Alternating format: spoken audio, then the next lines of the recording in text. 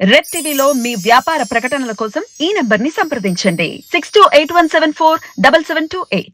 నమస్తే, welcome to red TV. నేను మీ అలీ. తెలంగాణ ఎన్నికల్లో ఒక పేరైతే సెన్సేషనల్గా మారింది, బరిలక్క పేరు.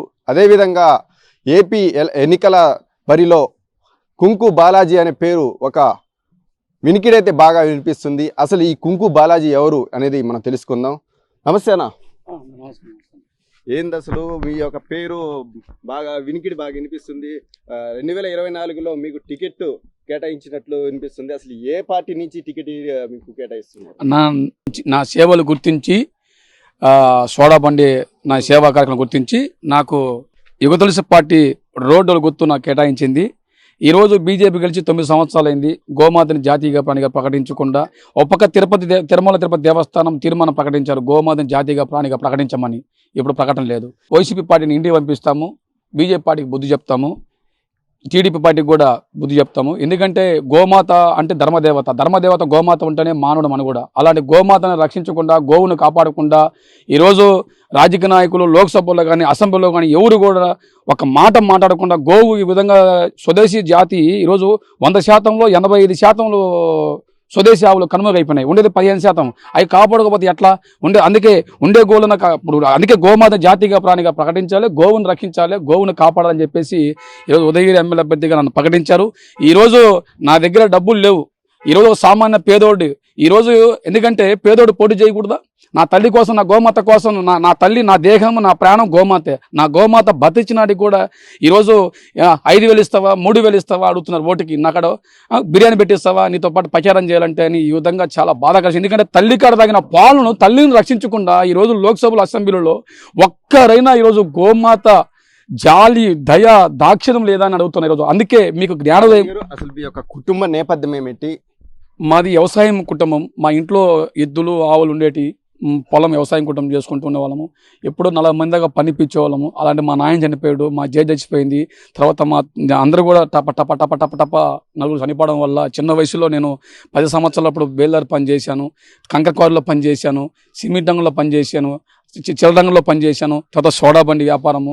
చిన్నప్పుడు ఎన్నో ఆకలి దప్పులు ఎరికిన వాడిని. ఎందుకంటే చేతిలో చీలు గవ్వలేదు. చిన్న వయసులో నాకు అసలు ఎవరన్నా ఒక లడ్డు ముద్దు చేతికి ఇస్తే అది ఎలా ఉంటుందంటే ఏదో కొత్తగా అదనంగా ఉండేది. నాకు అంత బాధ వేసేది. అసలు కన్నీళ్ళు అయితే ఒకసారి ఆకలి దిగి ఇంకోండి కన్నీళ్ళే తాగిన రోజులు కూడా ఉన్నాయి. ఎన్నోసార్లు అన్నం లేక కూలి లేక అల్లాడిపోయినా.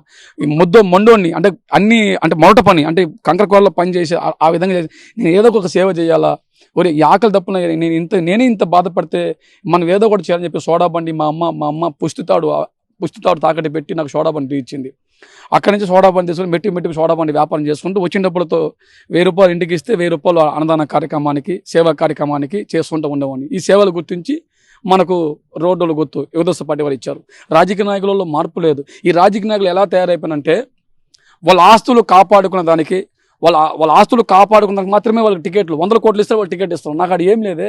పేదలుగా సేవ చేస్తానని ముందుకు వచ్చా. ఈరోజు ఎట్లా అయిందంటే పేదోడు సేవ చేయకూడదు, డబ్బున్నోడు సేవ చేయాలా అంటే పేదోడు సేవ చేయకూడదా? అంటే ఎల్లకాలం డబ్బున్నోళ్ళు సేవ చేయాలా? వాళ్ళ తరతరాలు సంపాదించుకున్న సాలింగా పేదోడు కూడా ముందుకు రావాలి. ఈ రాజకీయ నాయకులు పక్కదాల్లో మళ్లించిందే ఈ రాజకీయ నాయకుల్ని. డబ్బు, మద్యము ఏర్లై ఈరోజు ప్రజల్ని పక్కదాల్లో మళ్లించి ఈరోజు వాళ్ళ వైపు తిప్పుకున్నారు. ఇప్పుడు డబ్బులు ఇస్తే ఓట్లేస్తాం. ఇది చాలా చాలా బాధాకరము. అందుకే పేదవాడు రావాలి. ఈరోజు పేదవాడు గుర్తించి ఈరోజు ఉదయగిరి ఎమ్మెల్యే అభ్యర్థిగా ప్రకటించడం జరిగింది.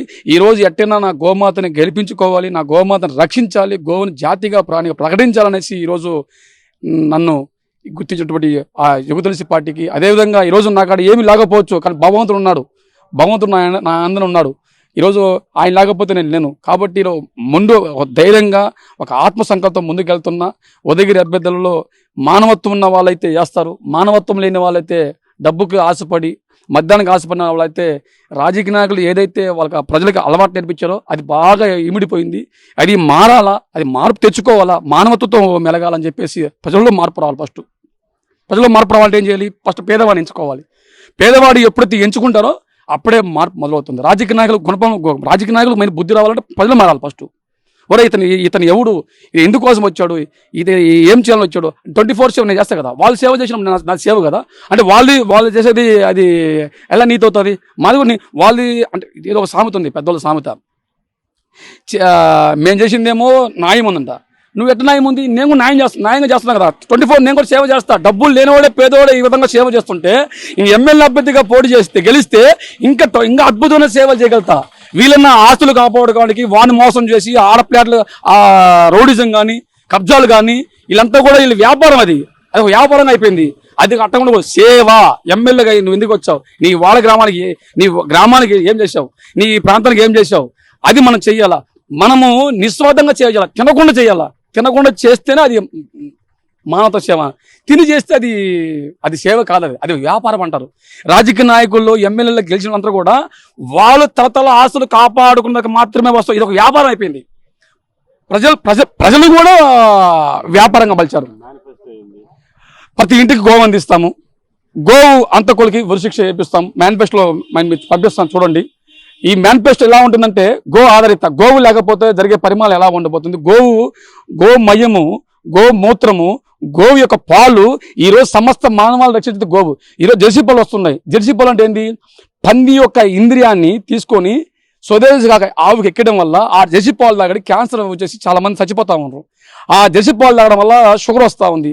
ముఖ్యంగా ప్యాకెట్ పాలలో జెర్సీ పాలు ఎక్కువగా కలవడం వల్లే ఈ రోజు షుగర్లు, బీపీలు, క్యాన్సర్లు ఈ విధంగా బారిన పడి చచ్చిపోతూ ఉంటే ప్రజలను కాపాడడానికి మాత్రమే మేము వచ్చాం. గోవుని రక్షిస్తే ఆటోమేటిక్గా సమస్త మానవాళికి ఆరోగ్యంగా బాగుంటుంది. గోవు లేకపోతే మానవుడి యొక్క వినాశకాలము మొదలవుతుంది. ఈరోజు కుల మతాలకు అతీతంగా అమ్మ పాలు అందిస్తుంది. చాలా వరకు కూడా చాలా కొద్దిగా ఇప్పుడు మార్పు వస్తుంది. ఎందుకంటే మాలాంటి వాళ్ళు ప్రశ్నించడం వల్ల, ముందుకు రావడం వల్ల చాలా వరకు గోవును కాపాడుకోవాలి. ఒక అతను రహీం అని సీతారాంపురం దగ్గర ఆయన కూడా గోవును సాగుతున్నాడు. ఆయన కూడా గోవు పాలు తాగుతున్నాడు. ఆయన కూడా గోశాలను చాలా మంది కూడా మార్పులు వచ్చినాయి. ఇక్కడ ఏంటంటే రాజకీయ నాయకులే వదిస్తున్నారు. బీజేపీ పార్టీ 9 సంవత్సరాలు అయింది. ఎందుకు గోమాత జాతిగా ప్రాణి ప్రకటించలే? అసలు గోవు ఉంటేనే కదా దేవాలయము. గోవే లేనప్పుడు నువ్వు దేవాలయం కట్టి ఏం ప్రయోజనం? గోవు ఉంటే విగ్రహానికి పాలాభిషేకం, గోవా లేనప్పుడు నువ్వు ఎన్నికల కట్టి ఏం ప్రయోజనము? నేను అడుగుతున్నా. మొట్టమొదటిగా బీజేపీ అనే పార్టీ వాళ్ళు మొట్టమొదటిగా గోమాత జాతిగా ప్రాణిగా ప్రకటించు. అది ధర్మం. ధర్మో రక్షిత అనేది ధర్మం అంటే ఏంది? గోమాతే. ఈ ఎలక్షన్ లో నిలబడాలనే ఆలోచన ఎందుకు వచ్చింది మీకు? చూస్తున్నాం కదండి, కొల్లమంద్ర ఉదయగిరి ప్రాంతంలో ఉచ్చులు వేసి నాటు బాంబులు పెట్టి చంపేస్తుంటే ఎంత ఘోరం. ఆ గోమాత ఘోష తెలియదా రాజకీయ నాయకులకి? ఎంత ఘోరం అంటే ఉదయగిరి అడవి ఆవుల్ని ఉచ్చులే చంపేస్తున్నారండి. ఈ బాధ చూడలేక, తట్టుకోలేక లోపల ఏడ్చి బాధపడి ఎన్నోసార్లు కుమ్ములుకులు ఏడ్చాను. అయ్యో పాపం, ఆ తల్లి పాలిచ్చి మనం కాపాడుతుంటే మనమే ఈ రాజకీయ నాయకులు, ప్రజలు ఈ విధంగా ఏం చేస్తాము? గోవు ఉంటే కదా మనం ఉండేది. సమస్త మానవాళ్ళు రక్షించేది గోవులు. అలాంటి గోవుల్ని ఈరోజు రాజకీయ నాయకులు ఏం చేస్తాము? ఒక్కరైనా శాసనసభలో మాట్లాడుతున్నారా? గోవు రైతుకి మొట్టమొదటిగా రైతు ఏంటంటే గో మీద అవగాహన కల్పించాలా, ప్రతి ఇంటికి గో అందించాలా, సబ్సిడీలో ఫ్రీగా వేయాలా. అసలు రాజకీయ నాయకులు ఆ మాట ఊసో లేదు కదా. ఈరోజు మధ్యలో మొట్టమొదటిగా ప్రజలని పక్కదాల మలిచింది రాజకీయ నాయకులే. ఏ ఒక్క రాజకీయ నాయకుడు లోక్సభలో కానీ అసెంబ్లీలో కానీ మాట్లాడుతున్నారా? ఈరోజు క్యాన్సర్ ఎందుకు వస్తూ ఉంది? ఈరోజు క్యాన్సర్, షుగర్లు ఎందుకు వస్తున్నాయి? రాజకీయ నాయకుల వల్లే. గోవును కాపాడితే అన్నీ బాగుంటాయి. ప్రకృతి నాశనం చేస్తున్నాం. ప్రకృతి అంటే గోమాతే. ప్రజెంట్ ఈ అధికారం ఎలా ఉంది? చాలా దారుణంగా, ఘోరంగా ఉందండి. ఈ రోజు తిన్న ఈ పొట్టకొట్టు కోసం, ఈ అన్నం కోసం దొంగతనం చేస్తున్నాం. ఇదే అన్నం కోసం ఒకరినొకరు మోసుతున్నాం. అలాంటి అన్నం అంటే పరబ్రహ్మ స్వరూపమే కదా, ఒకరిని మోసించుకోవడమే కదా. అలాంటి అన్నాన్ని ఎవరో పెడితే దాన్ని తీసి ఎవరో పెట్టారనుకో, మీ నాయన ఫోటో పెట్టచ్చు కదా. ఈరోజు కుష్ఠోళ్ళు కావచ్చు, వికలాంగులు కావచ్చు, కళ్యాణులు కావచ్చు, కొడుకులు చూడక బయటికి నెట్టేసిన అనాథ వృద్ధులు కావచ్చు, రోడ్ల మీద ఎంతో మంది యాచకున్నారు. 5 రూపాయల అన్నం అంటే పరబ్రహ్మ స్వరూపం. అలాంటి తినే అన్నము దూరం చేయడం అనేది, తినే అన్నాన్ని దూరం చేసినట్టు అతనే ఇంకా ఏమనాలో ఇంకా మీకు అర్థమై ఉండాలి. పాటికి రాక్షసుడు అంటాను నేనైతే. ఎందుకంటే ఈ అన్నం కోసం రక్తము, చెమట, ఎంత కష్టపడితే అన్నం మెత్త కోసం మనం కష్టపడి ఆకలి దప్పులకి ఎరికిన వాళ్ళకి తెలుస్తుందండి. వాళ్ళకేం తెలుస్తుంది? రాజకీయ నాయకులకి కుంభాలు తిని ఏసీలో పడుకునే వాళ్ళకేం తెలుస్తుంది చెప్పండి? ఏసీలో పోయేవాడికి ఏం తెలుస్తుంది? ఎండకి గాలికి పని చేస్తే ఆ అన్నం కోసం ఆ తపన, ఆ బాధ, ఆవేదన, 3 రోజులు కూలి లేకపోతే ఆ బాధ, ఆవేదన, నరకం, చచ్చిపోతారండి. అలాంటి అన్నము పరబ్రహ్మ స్వరూపాన్ని తీసేయడం అనేది కష్టంగా, చాలా తప్పండి. ఇది కుల మతాలకు ఖచ్చితంగా అన్నం పెడుతున్నారు. అలాంటి అన్నాన్ని ఎప్పుడైతే అన్నం తీసేశారో అప్పుడే ఆంధ్రప్రదేశ్ రాష్ట్రం నాశనం అయిపోయింది. ఎన్నికల్లోకి మీరు ఎలాంటి హామీలు తీసుకొని ముందుకు వెళ్ళబోతున్నారు? ఎన్నికలలో ప్రతి ఇంటికి గోవు అందించాలా, ప్రతి ఒక్కరికి కూడా గోవు పైన అవగాహన కల్పించాలా. ఈ క్యాన్సర్లు మీద ఇవన్నిటి కూడా గోవు వల్ల నయం చేస్తామని అన్ని విధాలుగా 10 హామీలు ఇచ్చున్నాము. అది ఇప్పుడు మీకు వినిపిస్తాను. ఆ 10 హామీలు ఎలా ఉన్నాయంటే, ఈ మేనిఫెస్టోలో మనకు చెప్తుంటే కళ్ళలో కన్నీళ్ళు వస్తాయి. ఇప్పుడు ఏ రాజకీయ నాయకులు కూడా ఈ యొక్క మేనిఫెస్టోని ఎవరు కూడా దీన్ని పెట్టలేదు. స్వామి, రోజుకి 500 రూపాయలు సంపాదిస్తాను స్వామి. 500 రూపాయలు సంపాదిస్తే ఇంట్లో 300 ఇస్తాను స్వామి. 200 రూపాయలు నోరులేని మొగజే వాళ్ళకి, రోడ్డు మీద కొడుకులో చూడక పాపం అనాథ వృద్ధులకి పాపం ఆకలికి అల్లాడిపోతుంటారు.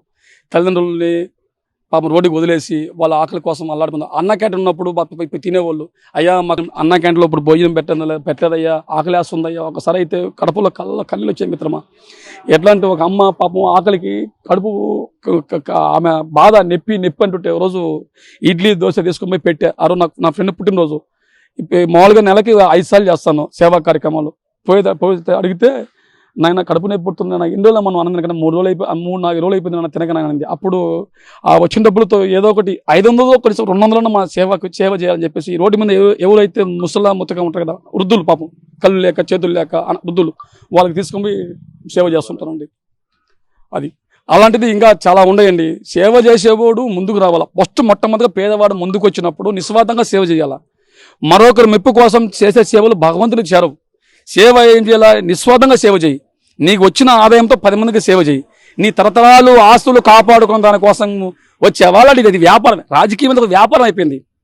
సంపాదించుకున్నామా, మూలలో వేసుకున్నామా, బస్తాలు నింపుకున్నామా, తరతరాలు మా బిడ్డలకు కాపాడుకున్నామా. పేదోడు ఈరోజు పేదోడు గ్యాస్ బండ, బియ్యము, బ్యాళ్ళు, పప్పు, నూనె, ఈరోజు పనులు లేక చాలా మంది కటిక పేదోళ్ళు అల్లాడిపోతున్నారు. ఈరోజు ఒకసారి చూస్తే వాళ్ళకి అర్థమవుతుంది. నేను 7వ క్లాస్ చదువుకున్నానండి. 7వ క్లాస్ చదివేసి అక్కడి నుంచి సేవా కార్యక్రమం మొదలు పెట్టుకుంటూ వస్తున్నా. నా తండ్రి గారు మహానుభావులు. ఆయన చాలా మందికి పేదవాళ్ళకి ఇంటికి వస్తే ఫస్ట్ ఆయన అన్నం ఆయన తినకుండా ఆయన మార్చుకొని ఎదుటి వాడికి పెట్టేవాడు పాపం. అలాంటి అది ఆ తండ్రి గారి గుణము నాకు వచ్చింది స్వామి. కోటి బాలాజీ గారు తెలంగాణ ఎన్నికల్లో ఒక సామాన్యురాలు బరేలక్క ఎన్నికల్లో నిలవడం జరిగింది. ఆమె ఎన్నో వ్యక్తిగతంగా టార్గెట్ చేశారు, ఆ విధంగా రాజకీయంగా టార్గెట్ చేశారు.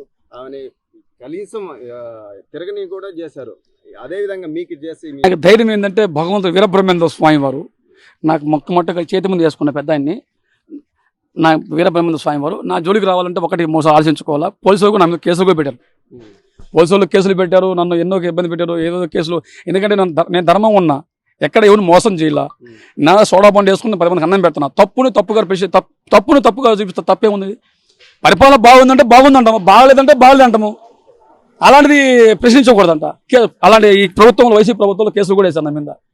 మత విద్వేషాలు రెచ్చగొడుతున్నామని చెప్పేసి 153A అని, 505(2) అని, 6 అని, యాక్టివ్ అని చాలా పెట్టారు కేసులు కూడా. ఈరోజు సోడా బండి నమ్ముకుంటూ సేవ చేస్తూ ఈ విధంగా సమాజం మారాలా, రాజకీయ నాయకులు మారాలని చెప్పి వీళ్ళు మార్పు కోసం అందుకే రాజకీయ నాయకులు మార్పు రావాలి, ఫస్ట్ ప్రజల్లో మార్పు రావాలా. అందుకే గోమాత బతకాలని చెప్పేసి ఈరోజు ముందుకు వచ్చి ఫైట్ చేస్తున్నా. ఇక్కడి నుంచి ఎన్ని ఇబ్బంది పెడతావు చూడండి. ఎందుకంటే మనం ముందు ఎందుకంటే డబ్బును కొట్టేసేవాళ్ళు కదా, ఏమేమో ప్రయోగం చేయొచ్చు. కానీ ఏమి ప్రయోగం చేసినా ఒకటి ఉంటుంది, కర్మ సిద్ధాంతం భయంకరంగా ఉంటుంది. ఎందుకంటే వీరబ్రహ్మేంద్ర స్వామి వారు నమ్ముకున్నాను, ఆయన మార్గంలో నడుస్తూ ఉన్నా. నన్ను ఎంత ఇబ్బంది పెట్టి నన్ను జైలుకి పంపించినా, కోర్టుకు ఏం చేసినా కూడా నేను సిద్ధమే. నేను చనిపోవడం కూడా సిద్ధం ఉన్నా. నా జోలికి వచ్చా మాత్రం కర్మ సిద్ధాంతం చాలా భయంకరంగా ఉంటుంది. ఎందుకంటే పంచభూతాలు ఆడ చూపించాయి. నన్ను అరెస్ట్ చేసిన ఒక వారానికే నెల్లూరు చెట్లు కూలిపోయినాయి, స్తంభాలు కూలిపోయినాయి. అడిగే అతను నన్ను లంజా కొన్నాడు, ప్రభుత్వం మీద వ్యతిరేక పోస్టులు పెడతా లంజా కొన్నాను. ఆ మాటకే మీకు అది మీ టీవీలో కూడా వచ్చింది కదా, చూసారు కదా. కాబట్టి చాలా భగవంతుని మార్గం నడిచేవాడు, నిస్వార్థంగా సేవ చేసేవాడు, ముక్కుసూటిగా మాట్లాడేవాడు. ఎందుకంటే దేనికండి, మనకు భగవంతుడు ఎప్పుడు ఉంటామో ఎప్పుడు పోతామో మనకే తెలియదు. గ్యారెంటీ లేని జీవితం ఇది. బతికిన 4 రోజులు మంచిగా బతుకుదాం, ధర్మంగా బతుకుదాం, లేనివాడిని ఆకలిద్దాం. ఎల్లకాలంగా డబ్బులు సంపాదించుకొని బస్తాలు నింపుకోవడమే. కానీ పేదోడు ఏ విధంగా నువ్వు పడుచుకోకపోతే ఆ జీవితం ఎలా, ఆ అబ్బాయి కుటుంబం ఎలా పోషించుకోవాలా? మీరు రాజకీయ నాయకులు మీరు కోట్లు కూడా సంపాదించుకొని కబ్జాలు చేసుకొని మీరు ఈ విధంగా చేస్తుంటే పేదోడు ఏ విధంగా బతకాలి చెప్పండి? పేదోడు బతకాలి కదా. అలాంటి పేదోడు మీరు తొక్కేసుకుంటే పోతే ఎమ్మెల్యేగా పోటీ చేయకూడదా? ఒక ఎమ్మెల్యే టికెట్ కావాలంటే 100 కోట్లు, వాళ్ళ తరతరాలు ఆస్తులు కాపాడుకుంటారు. అదే పేదోడు పక్కన నిలబడాలి. నేను 24 సేవ చేస్తా. మీరు ఇప్పుడు రాజకీయ నాయకులు చూశారు, కానీ ఒక నిస్వార్థమైన సేవకుని చూడండి. ఒక కుంకు బాలాజీ ఈరోజు సోడా బండి అమ్ముకునే వ్యక్తిని ఎమ్మెల్యేగా పోటీ చేస్తున్నాడు. నేను ఏ విధంగా సేవ చేస్తానో చూపించండి, నన్ను ఒక్కసారి గెలిపించండి. రాజకీయ నాయకులకు మీరు ఒక్కసారి అవకాశం ఇచ్చి లక్షల కోట్లు సంపాదించుకున్నారు. ఈరోజు మిమ్మల్ని సర్వనాశనం చేస్తున్నారు. మీ భూములే కబ్జా చేస్తామన్నారు.